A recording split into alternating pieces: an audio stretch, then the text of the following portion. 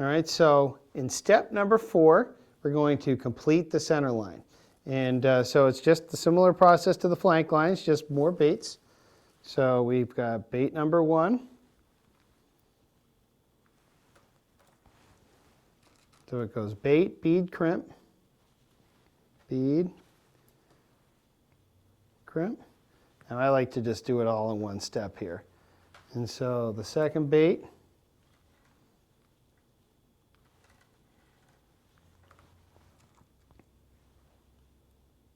bead, crimp, and the third bait,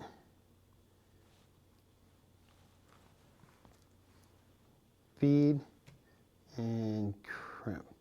Now it's very important to pay attention to this stage, because if you make a mistake, you got to start from scratch. You got to go all the way back to the beginning of step 3. So you just want to be careful to make sure you line it all up properly. So after the hub, you've got a bait, bead, crimp, another bait, bead, crimp, and lastly a bait, bead, crimp. So now I have my 3 teasers that are behind the spreader bar threaded on the line, and we're going to crimp them in place. Now again, we're going to use the bulb squid as a handy measuring tool. These are 6-inch squids. So in this case, we're going to use the spacing of 6 inches apart, because we're going to use the length of the body as a measuring tool. So in this case, here's the crimp, the first one. And I'm going to pull this squid back.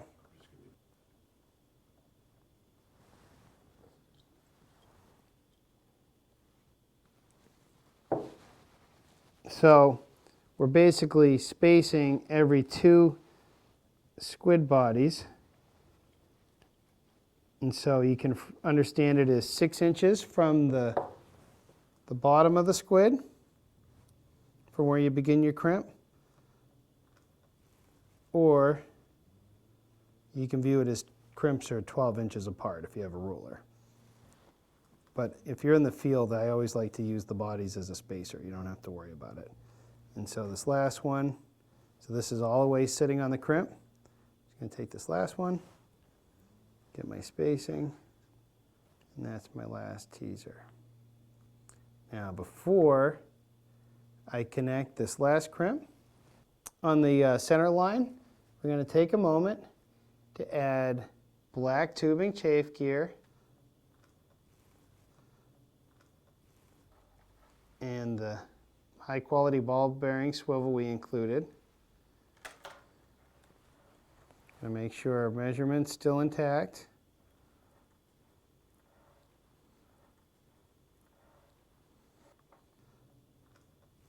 Pulling it all the way. So you have the chafe gear, but the split ring, the ball bearing swivel inside it. Again, we're going to cut out a little more excess line.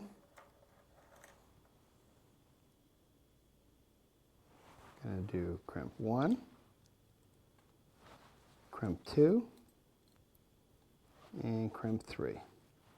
So essentially, we're adding a snap swivel behind the last squid, and that will complete your center line. Now the reason why I put this swivel in, it'll make it easier for changing out the stinger and catching multiple fish in an afternoon or a morning. This swivel will allow you to easily interchange the lure.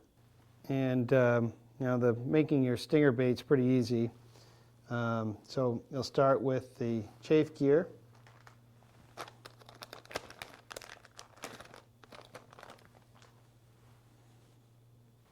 Very simple step.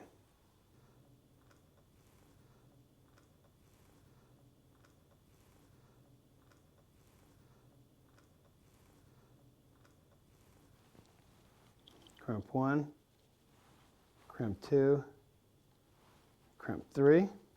Going to cut the nose of my 9-inch squid.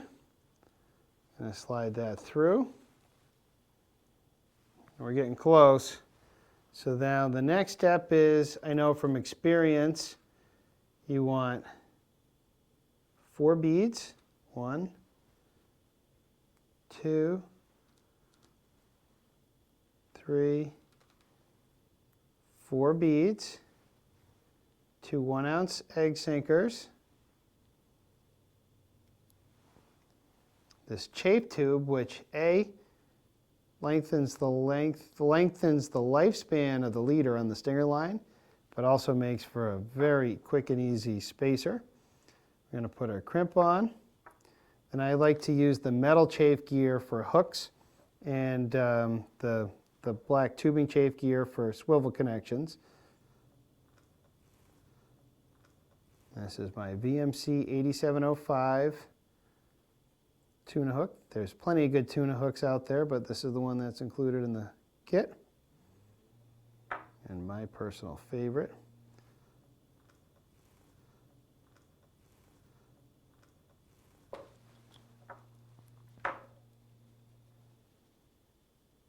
The third line, crimp 1, crimp 2, and crimp 3.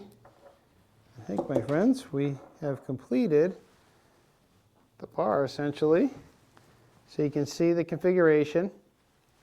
You can see I've got the hook starting from right to left. I got the hook, the metal chafe gear, this glow soft chafe strip, and that's both soft and protective, but it also adds for very quick and easy spacing. Now I have the 2 egg sinkers up forward, and those are going to sit relatively far up inside the nose of the bait and help it swim properly.